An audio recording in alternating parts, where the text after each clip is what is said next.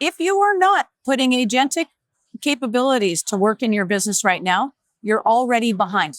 And so the people that are putting agentic capabilities to work in their business are going to be spending their time thinking about that higher order stuff. And so that is the whole thing of this paradigm shift. That's what we're trying to talk about is, this old world of sitting in property management software in front of the pane of glass and typing all day. That's not the world we live in. It's a new world. Real estate performance management is you being able to take your time and do what humans do best.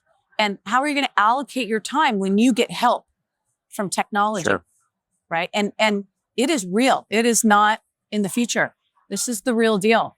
And so start planning that. Like, what am I going to do in my business to get help from technology? And what are these next 5 things I'm actually going to spend my time on now?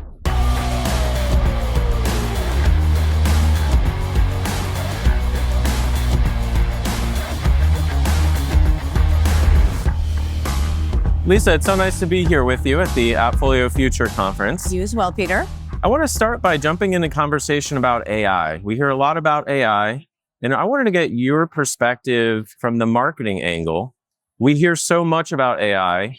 How do you go about talking about AI and the value of the AI components in AppFolio to customers, honestly, without their eyes glazing over because it's become such a buzzword? Yes, I think you see a lot of people naming their products actually with AI in it. Mm-hmm. And I think you see a lot of marketers talking about AI for AI's sake, when, to your point, customers, I think, really care about what the yield or dividend or impact of AI is. So like at AppFolio, what we've tried to do is really think about like, what truly are the outcomes and impacts of AI, and start there and then go as technically deep as a customer wants to go. And do you feel like some customers, they're looking for that AI component at like when they're shopping, across features or different platforms? They are you getting the sense that it's important to them that the product is AI native? But like, I'm curious about how you talk about that without just using a bunch of jargon that's going to sort of go over the head of the average customer. Well, I kind of feel right now AI is table stakes. Mm-hmm. I really actually do. And so if you're a technology provider, you have to illuminate that you have AI capabilities, obviously. But if you lead in storytelling with just AI, it just doesn't land with customers, I don't think. I think they really have to make the connection to the benefit. Mm-hmm. And some of them are very, very articulate and very technically savvy. You have to be able to have that next tier down conversation. But I just don't think leading with the technical jargon is the best approach. Is it kind of like the old features versus benefits conversation, just reborn for the AI era? That's right. I think so. But I do think it's table stakes right now. And I think everybody is afraid of being left out of being able to leverage AI. And so it's an imperative. There's definitely a lot of fear. I sense the fear around AI, not that people are scared of the technology, but from the operator side, I sense fear that I'm not implementing the latest tools. My vendors and my software providers are not integrating AI and they're going to fall behind.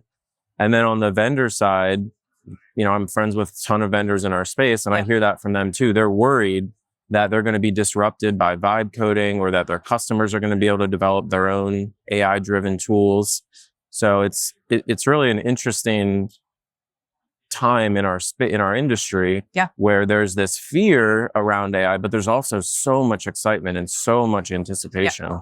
No, I agree. And, a lot of the things that we're talking about here at Future are around us trying to partner with our customers to, really take advantage of AI capabilities, right? And not have it be so much the hype of it. Like, we're not marketing it for the hype, we're not even marketing, right? Don't even think of it that way. Like my favorite view of marketing is to think of marketing as services, right? Mm.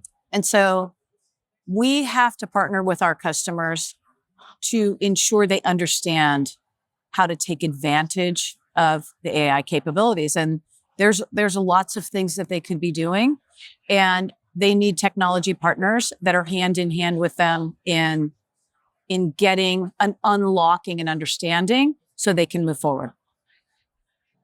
Love that. Speaking of your customers, I'm curious how marketing has shifted here in the last year or two. I've really noticed, again, with some of my friends in the industry who are vendors, they're having a much harder time punching through the noise and reaching their customers, property management business owners and operators. So how has AppFolio thought about shifting your marketing strategy to make sure that you're still front of mind, you're still relevant, and you're showing up in your customers' feeds, on the various algorithms, on the social platforms, in their inboxes, and just really showing up the way that you want the brand and the products to show up?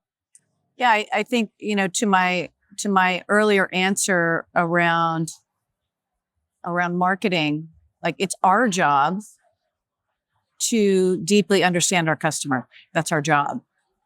And when we do, we can then show up in a way that they can hear it, right? So that's part of the job of marketing. Is it's not just talking about ourselves.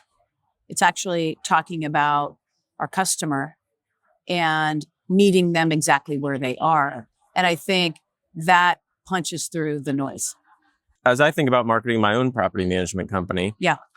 that advice of don't talk about your company or yourself, talk about your customer. The old saying is like, if you can articulate your customer's problem better than they can, you have their attention. Yes. But I'm always curious, I could talk about my customer's problems all day long, but then how do I insert my own solution into that conversation and make them aware of the latest things that we offer? And in your case, like your latest products and updates, without sort of coming across as unnatural, or it's like, hey, I thought we were talking about me and my problems, and now you want to talk about you. Yeah. Well, and I think, we're all here to solve our customers' problems. That's what we're doing, and we're innovating to solve the problem in a new way. Yeah. Right. And so, marketing is only as good as the promises you can keep. So if your products can't keep and deliver on the promises that you make, you're in trouble. Yeah. Your marketing only works for so long. So for us at AppFolio, we spend a lot of time understanding the innovation that we're bringing and what that means to our customer, and we weave that into the storytelling. But we have to be able to deliver on the promises that marketing is making to the world, or it has a very short shelf life. People are very tuned into that. I've noticed that, especially in property management business owners are a little battle hardened. Yeah. And they're used to being made a lot of promises, and they're very keyed into how's this actually going to work? That's right. In my business. Yeah. And good for them. And they should be, they're business leaders and business owners, that they need to have that perspective, as a matter of fact. Yeah. You mentioned earlier about, AppFolio really being in tune with your customers. And I really sense that. I've observed that in working with you guys over the years, and, knowing a lot of your customers and being here at the show. I mean, you've got a huge number of team members, technical team members, product team members. Absolutely. Here on the trade show floor, speaking with your customers, my peers. And that can't be an accident. It's obviously very intentional. Where did that, and I also don't think that's common, unfortunately. So where does that come from? Has that just been baked into the DNA of AppFolio from day one? Or was there a leader who stepped in, yourself or somebody else, at some point who was like, hey, we need to stay really close to our customers? Yeah, I think it's just fundamental. I really do. I think technology providers are actually in business to solve those problems. Mm-hmm. And if you can't understand the problem well enough, or the goal of your customer, I think You're just at too far of a distance to know that you're actually helping and creating real solutions. And so I just think that that's been at the core of our company culture since day one. Yeah. Well, I think it's been very instrumental in the success that your team has had, your company and their products. And whenever I speak with other vendors, I'm like, hey, have you ever been to a property manager's office? Yeah. You should hang out there because there's a lot that you can't pick up just by sitting in a boardroom and doodling on a whiteboard. I agree with that. And you just like us, we have a lot of technology ourselves as marketers. We want the same thing. Yep. We want the same type of relationship. Yep. I'm curious, when you're operating at the scale of a publicly traded company in the marketing side, I imagine it takes a while to spin up a new campaign and to get all of the messaging and all of the materials and the ad buys and the media. So in some ways, you almost have to be fortune tellers and sort of visualize what are the problems my customers are going to be having 3 months from now. Yes. When this campaign is live. That's right. How do you think about forecasting the future of your customers' problems or wants or desires or needs? In other words, like, how do you stay in tune with where the puck is going? That's right. Because if you build a marketing campaign today, you're going to be, I'm sure after this show, the team is instantly going to be planning next year's future conference. That's right. So a little bit of forecasting there. I'd love to hear how you think about that. Well, it's, we have to understand where we think the innovation is going, right? So where do we think the innovation is going?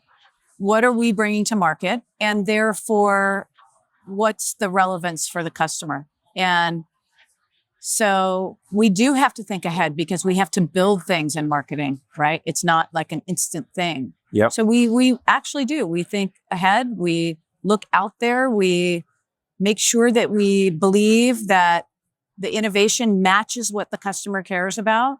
And it gives us a chance then to have time to build this type of scenario. Like, this doesn't happen overnight. Like, you have to really be thinking ahead, to your point. Yeah. And we spend a lot of time on that, the strategy piece and the execution piece, they go hand in hand. And we have to put a bow on that strategy before we can start executing, to your point.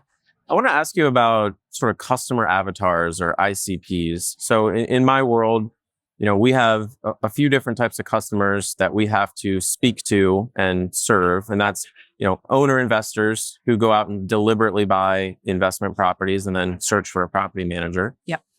And we also have what we call accidental landlords who tried to sell their house, couldn't get the price they wanted, so they decided to rent it out. But they never thought they would be an investor. In fact, they don't even think of themselves as an investor. And I find it challenging to market to both of those groups with our resources or with one singular company or product. And you have the same challenge. There's many different types of customers here. There's customers like me. There's huge institutional customers. There's owner operators. I'm fascinated by the challenge of building a marketing engine that speaks to all those different avatars. And yet at the heart of it, the product is AppFolio. That's right. I'd love to hear you talk about how you tackle that and really, and really come up as relevant in the mind of a prospect for their specific challenges.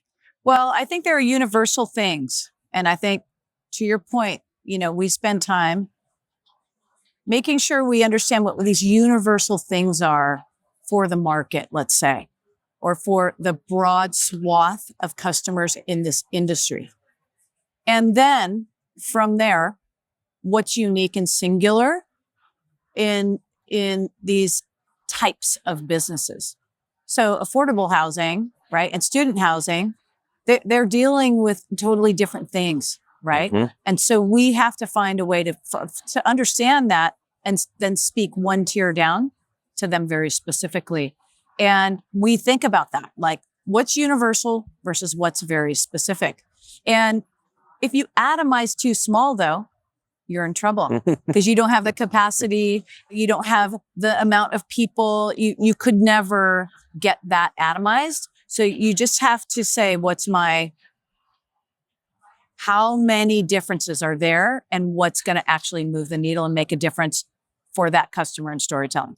What I make up is that there's a real intuition or an art to that decision matrix of this is what they have in common that's going to speak to them. And this is what this group is specific to their problems and how we can use language that's relevant for them. That's right. Feels a little bit like a dark art or a more art than science in some ways. Well, and that's why you have to have a mentality of experimentation, and you have to have like a hypothesis that you believe is true, and it either will or won't be true as you begin to execute, just like any marketing is. And you have to be willing to have a belief and a strategy and then watch how it does. Mm-hmm. Like, is it resonating? Do people engage? Is it getting at the heart of what we think that people care about? And when it does, great. When it doesn't, we revisit it and say, okay, this isn't working. We're doing something wrong here. Get back to the drawing board. Today's episode is sponsored by propertymanagement.com. If you haven't heard my podcast episode with their founder, Matt Spear, it's worth a listen. We dug into how they're using this domain to build what I'd call the trust layer for the property management industry. Because if you run a property management company, you've probably had some kind of a run-in with Google reviews, Yelp, BBB complaints, or Reddit threads. It's messy.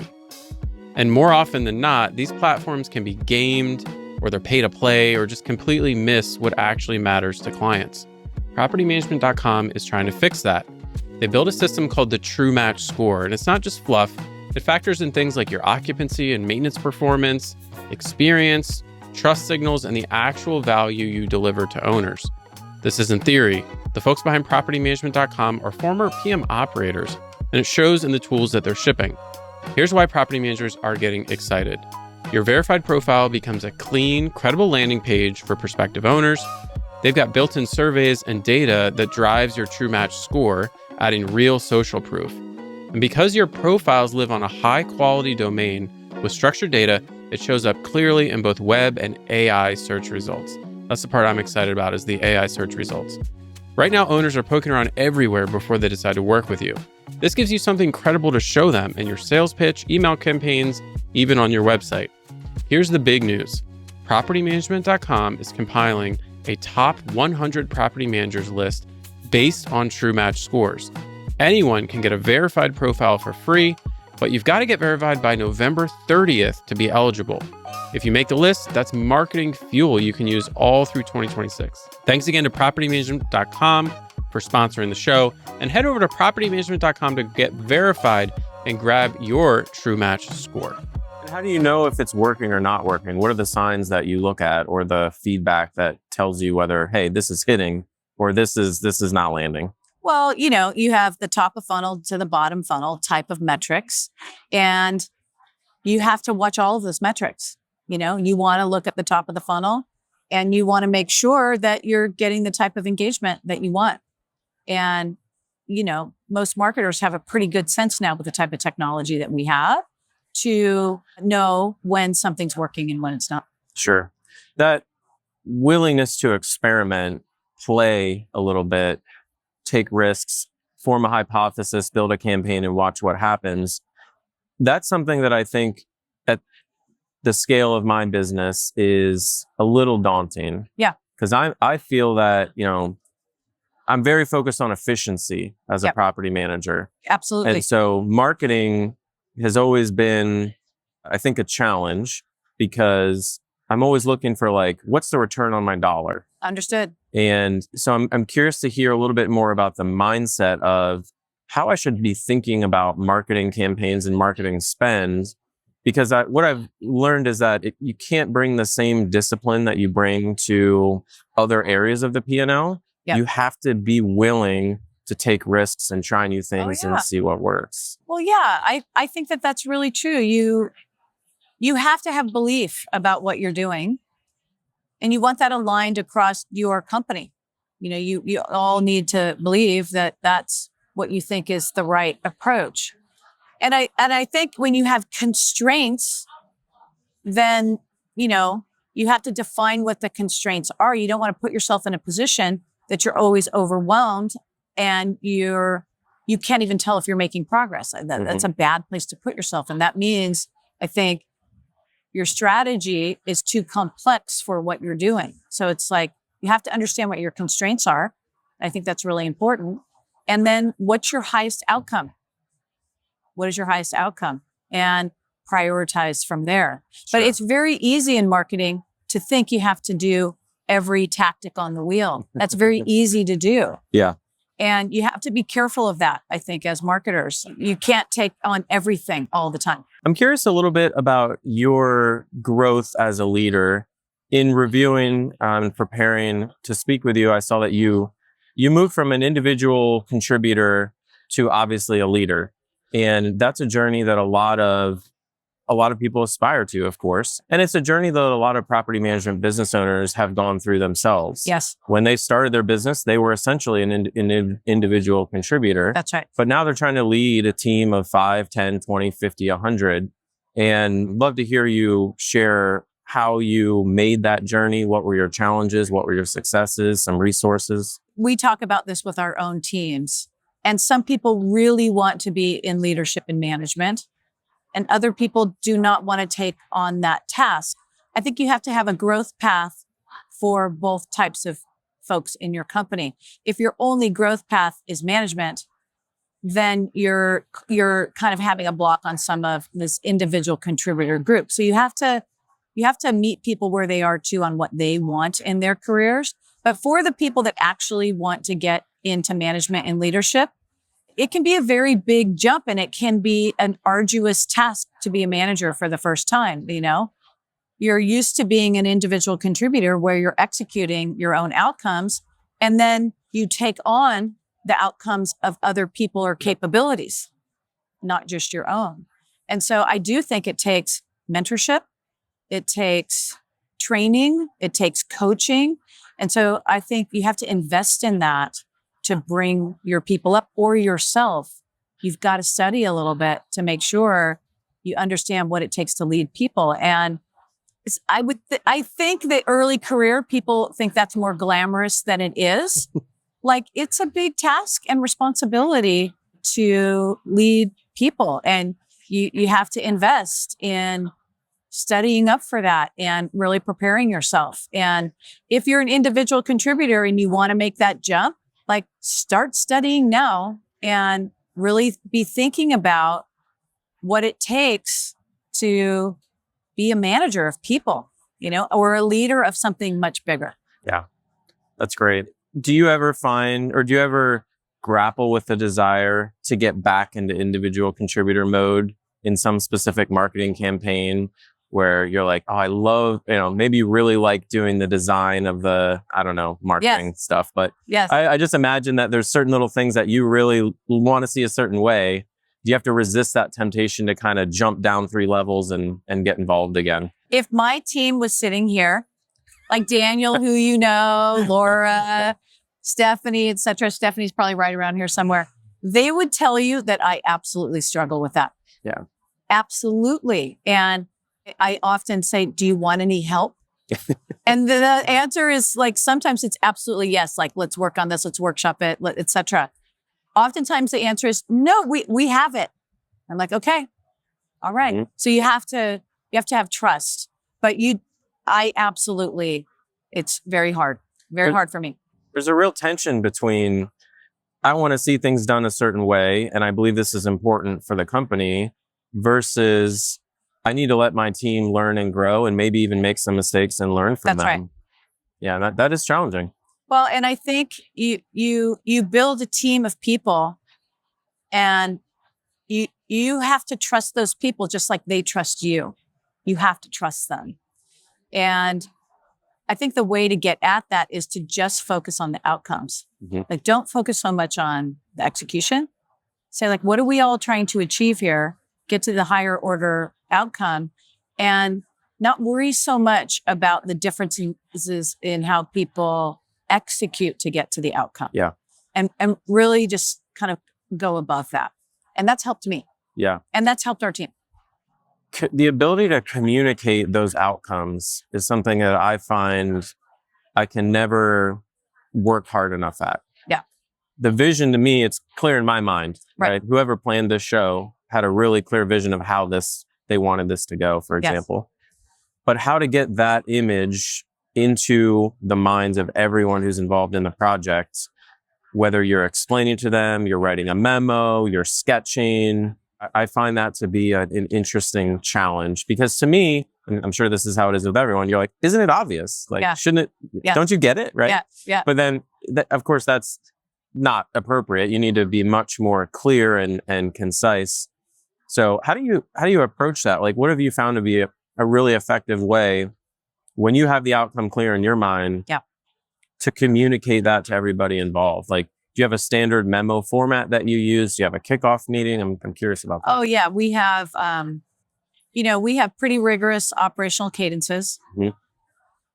We deeply articulate the strategy, and then we use those cadences to communicate that strategy many times. It's there's not a one and done thing. In a sense, you're marketing to your team first. That's exactly right. And then they have to go out and market to your customers. It takes a lot of effort to do that. And you have to invest in that. That's just part of keeping everybody aligned and on the same page. You really have to make that investment. And so that the rigor around the cadences really helps there.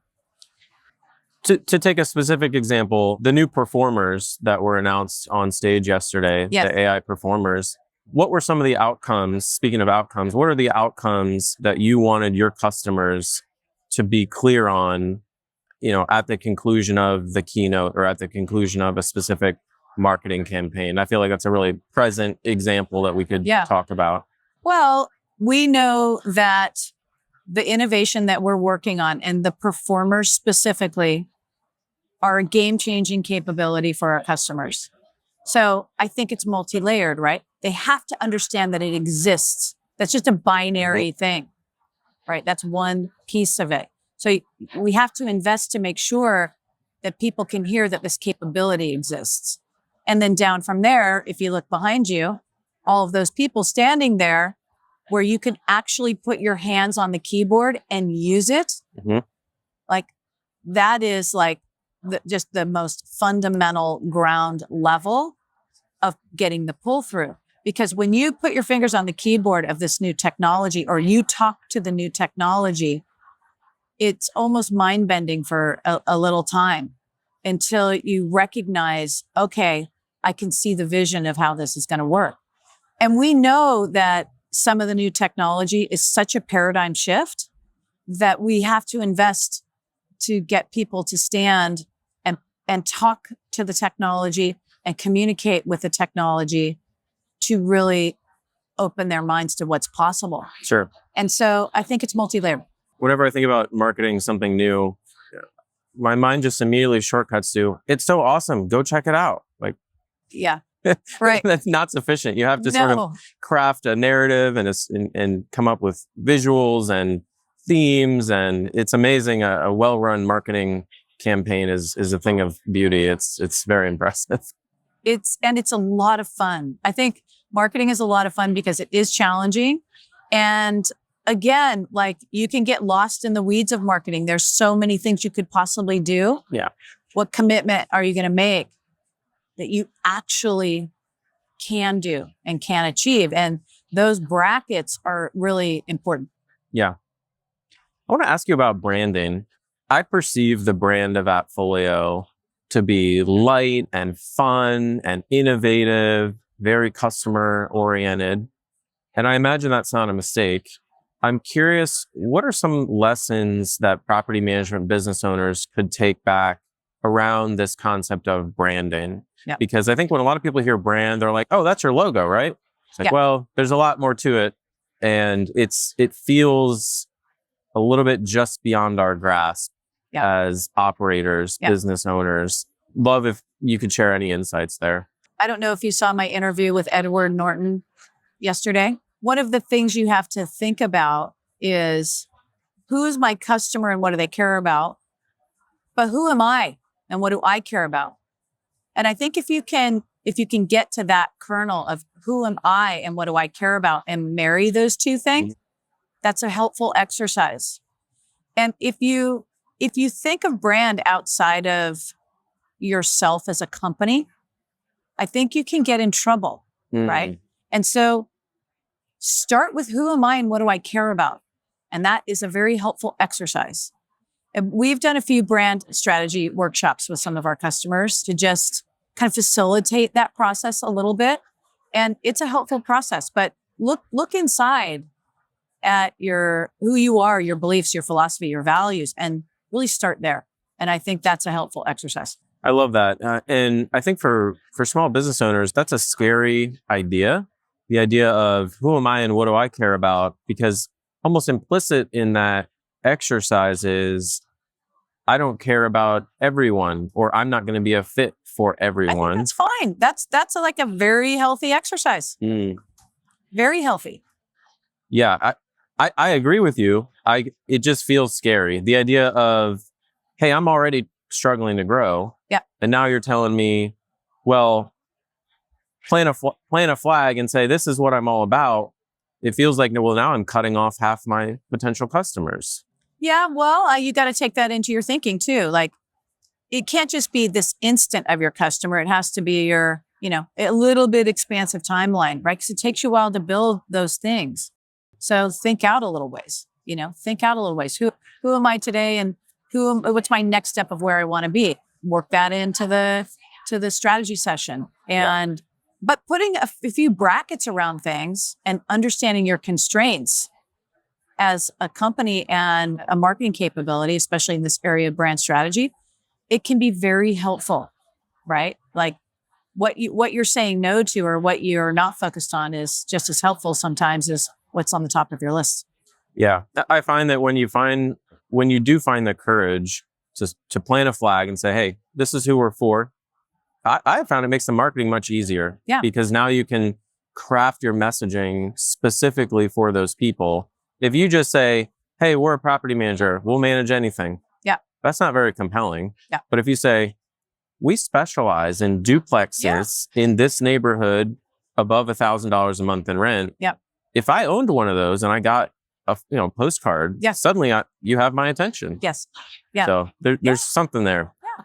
I like it. Yeah. And it takes work. You don't build a brand in a minute. Like it's a multi-year thing that you're doing. Hey, Peter here. I want to share with you guys a new tool that we're using at my management company for leasing. It's called RentEngine. You may have heard of them. They're a newer product in the marketplace, and they facilitate self-showings and agent showings at all the properties that we manage. We typically have anywhere from 25 to 40 rental listings live at any given time.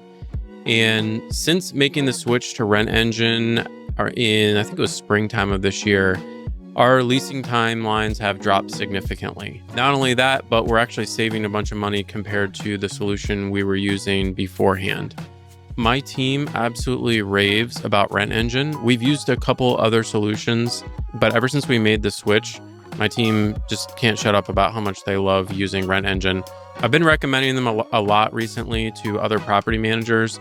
Heard nothing but good things. Basically, this is a sort of AI-first leasing platform. It's kind of the first of a new generation of software that's just coming available for property managers. You can actually go into the software and see the AI responding to all the tenant inquiries, both over text message and email, as well as voice calls. So I've been really impressed with what they're doing, and the proof is in the numbers. Our leasing timelines are better than ever. Our days on market is lower, and our owners are really happy because, frankly, we're just getting their properties leased out really fast. The team also has talked about how much they really like their lock boxes. They're incredibly tough. They're basically unbreakable. And with the company we were using before, we were having a lot of problems with battery life and people breaking them open or having trouble getting them open even when they were trying to legitimately use them. So I encourage you to check them out. I'll drop a link in the description where you can book a demo with their team.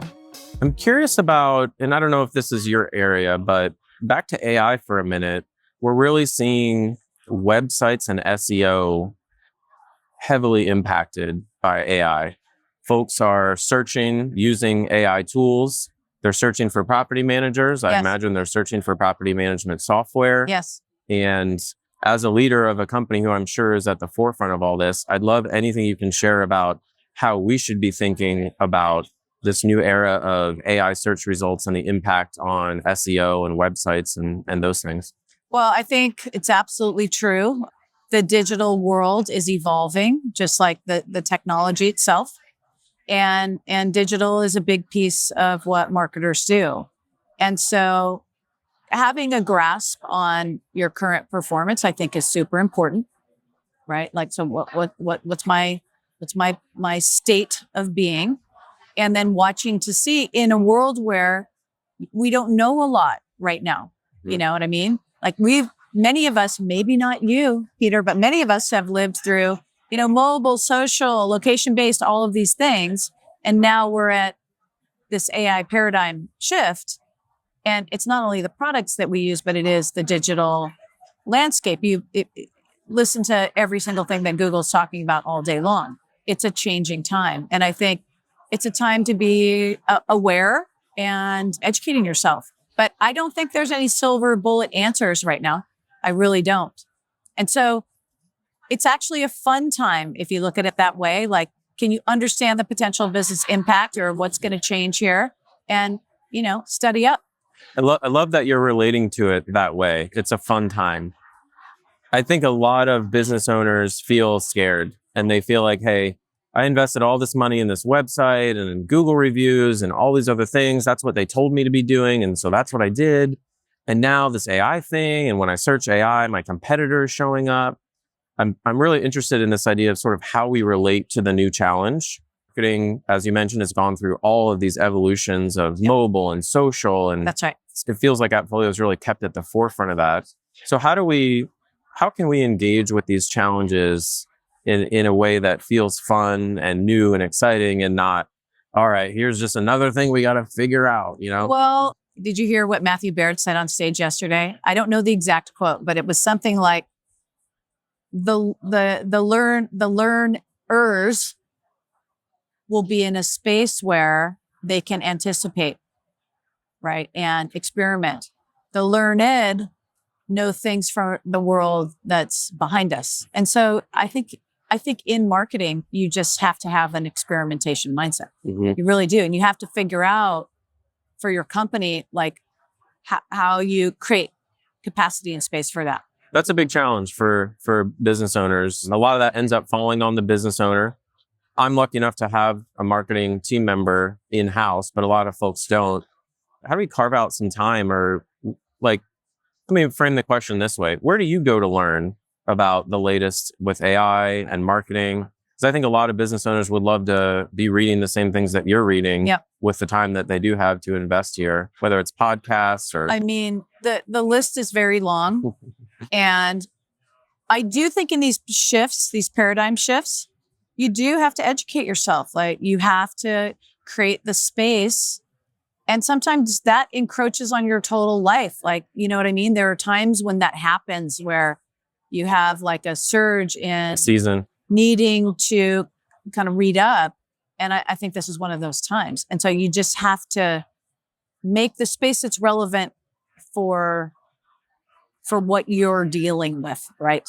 It's like right now you could be reading 24 hours a day and listening 24 hours a day and using AI capabilities to help you do that, right?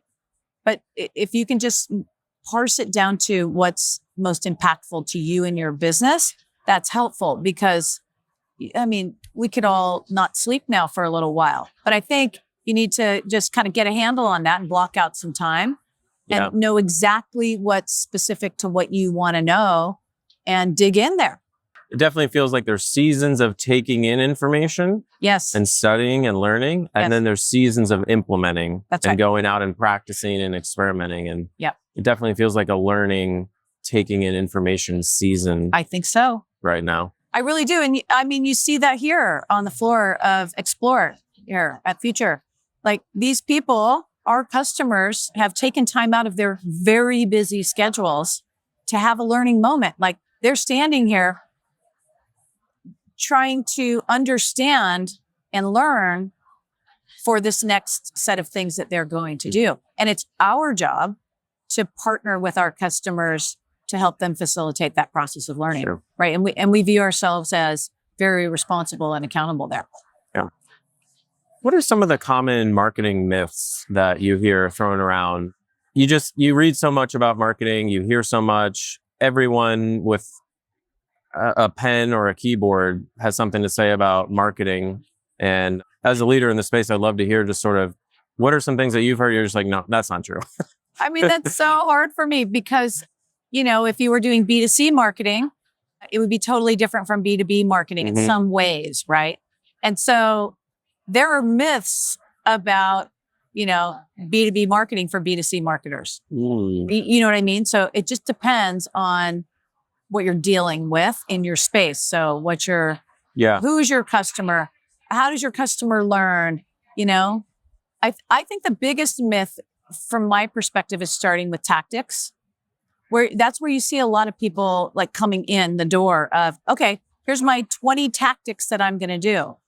And how do I make a Google ad? I'm like, well, why would you be doing that? And so there's one greater tier there that people should be thinking about, right?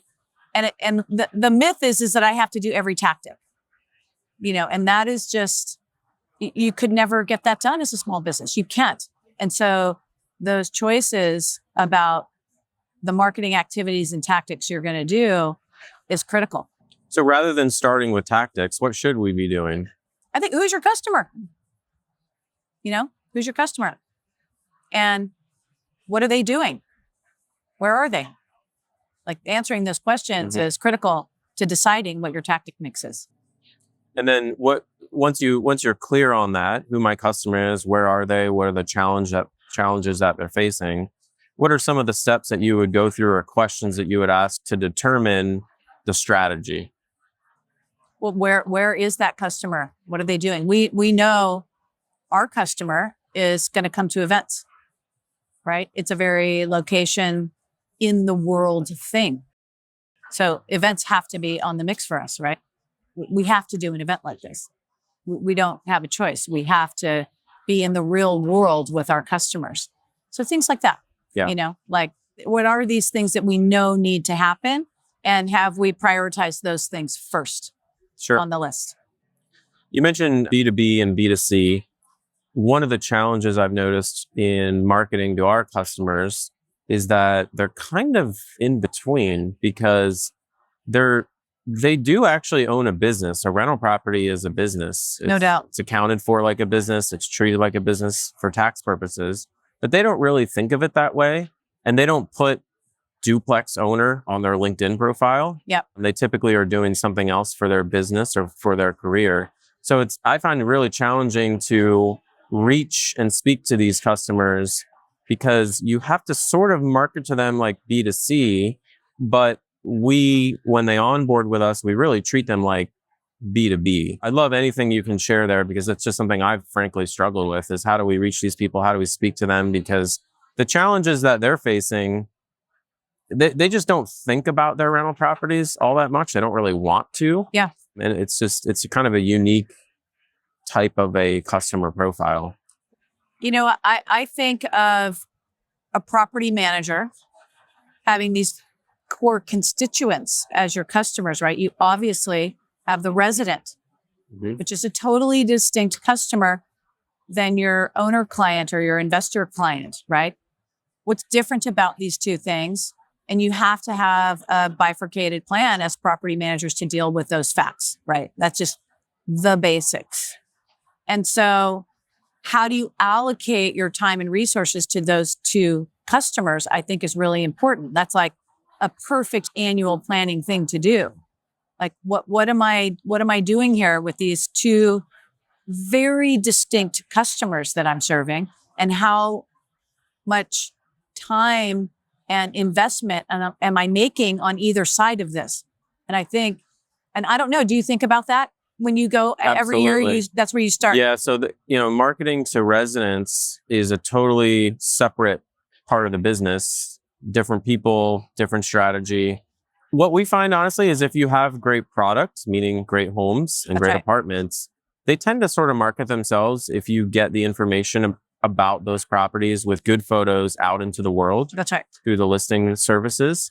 Property owners is much, much more challenging. Yeah. And I spend 98% of my marketing brain power on how do I reach new prospective property owner clients? Yep. What are the problems that they're facing? What's the language I need to be using with them? That's right. Where do they show up online? It's a big challenge. Well, and especially if they're very small businesses too. Yeah. You know, the bigger business your customer is, the more there is to know about that customer. The smaller your customer is, the less there is to actually know. So just finding a way to articulate what is that important ICP, or what would you say, avatar of that customer, and how precise can you be about who's the right customer for you, I think is super important. Yeah. Right? Like what's my highest priority customer, and like how am I the most relevant with my product and services and offerings for that specific piece of that potential customer more broadly. Yeah. And I think that's a very helpful thing to do, is be super precise about, why that customer should care about you and why they're the most important, specific customer for you. And that's a helpful exercise. In terms of reaching your customers, I sort of bifurcate that world into inbound and outbound. Yep. I don't know if that's the right way to think of it, but Yep. One of the challenges we have with our property owner customers is that, your customers have an office and a phone number. That's right. And an email address and a website. Yep. Our customers don't. There's no office phone line that I can just look up and call to reach a Yep. prospective owner.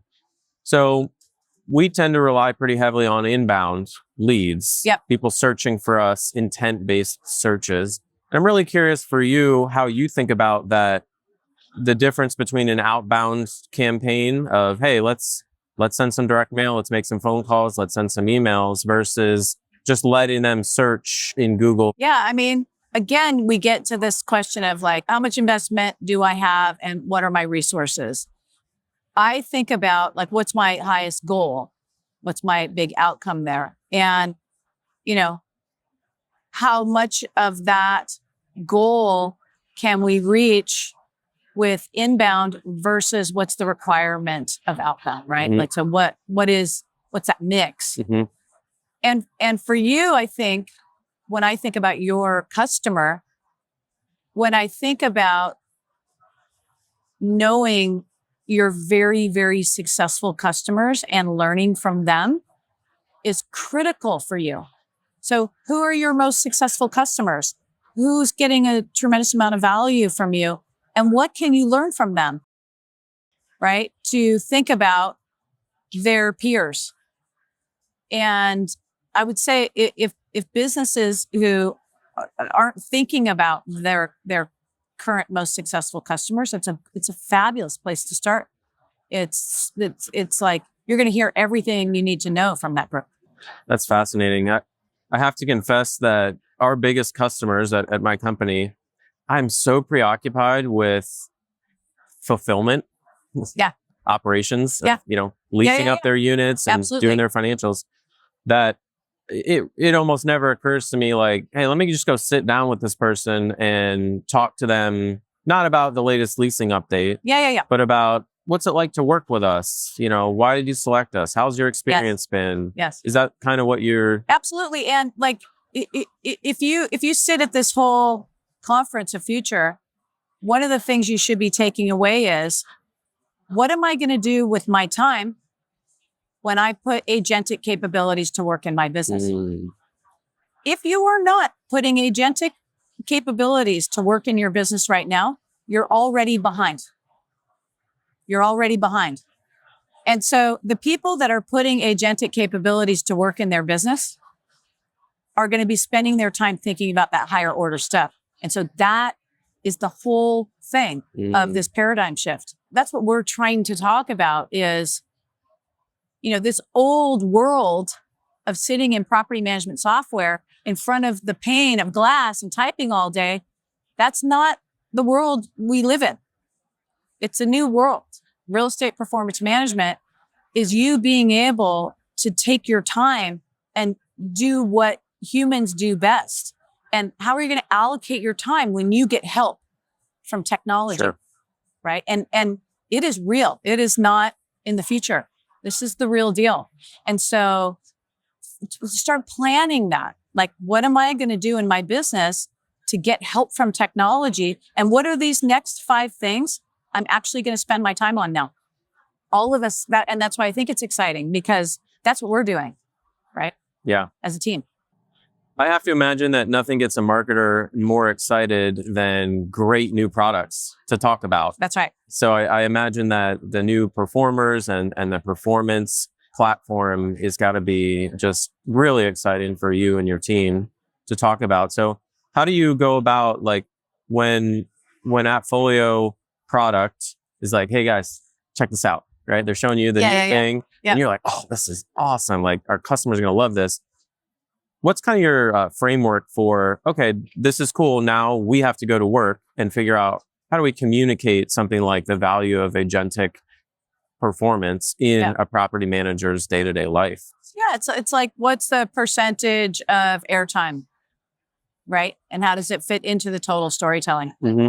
And, you have to think foundationally when you're going through a paradigm shift like this too. Like, well, we're solving the problems in totally different ways. It is a bigger shift than just, some smaller feature. This is a bigger shift. Different language. And so it requires different things. And so, like, the magnitude of the impact to the customer is what drives that. In property management, we don't have the luxury of new products, so to speak. As a service business, there's some products that are vendors and solution providers like AppFolio. Some of those new things we can talk about to our customers because they're customer facing, like the portal or some of the other things like that. So as somebody who's thinking about marketing my property management business, if I don't have a cadence of new product releases to center my campaigns around, what should I be thinking about in terms of what's going to get my customers' attention and get them excited? Well, start with the outcomes. What are the macro outcomes for each of my constituents? Like, when I look at the resident onboarding and onboarding lift innovation that we're bringing to market, right? That's a game changer for both of your customers. And that, like, if you can have game changing innovation or capabilities that relate to both of your customers, well, then that has to be at the top of the priority, right? You're going to transform the resident experience.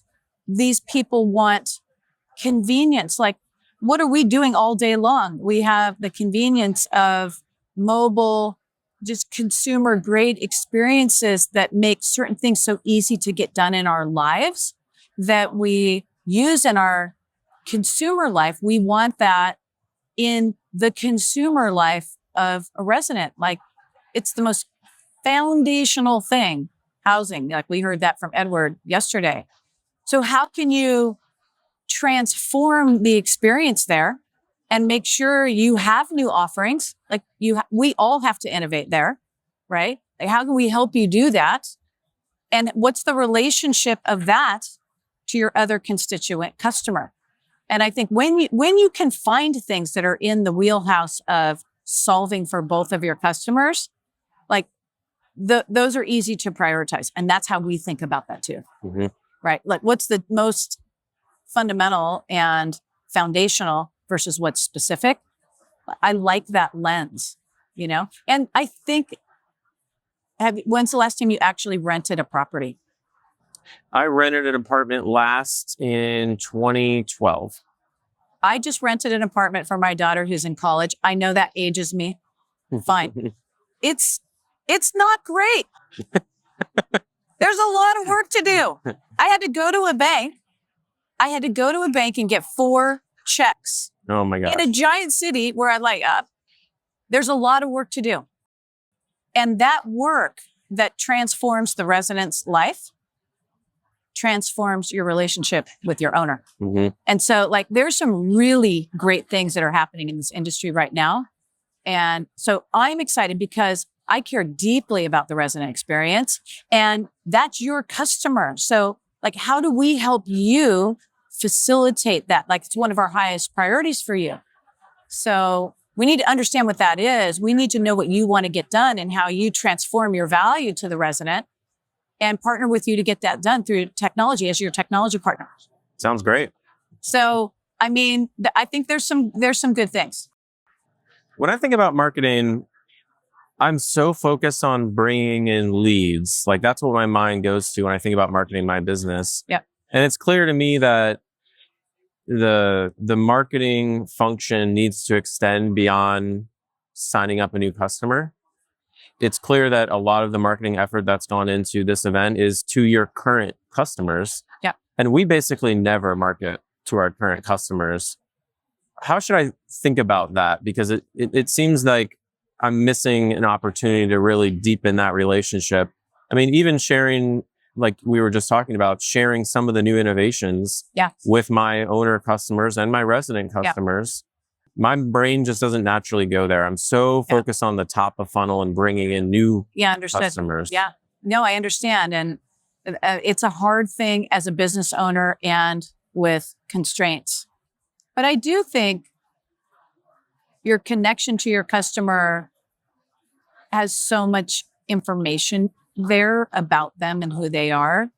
And your ability to make sure that you're bringing them along with the value that you're creating for them, I think it's important. And we can help you there. And we need to actually help more there as your technology partner. We have to do that. And so that's absolutely an area where we will increase focus because that is one of your core constituents. And, you know, your marketing mix and your engagement strategy is going to be very different from those two constituents. And really thinking about that and putting some energy there, I think is important. Wonderful. Well, this has been fantastic, Lisa. Thank you for taking some time with me today. And I really enjoyed talking with you. Peter, thank you so much. It's just such a pleasure to sit here with you, and let's keep the conversation going. Sounds great. Thank you. Thank you. If you like the show and want to get connected to the community, you can follow me on Twitter @PSLoman and subscribe to my email newsletter on my website, peterlohmann.com. I try to share as much valuable property management content as I can on a regular basis. Thanks again for listening, and have a great week.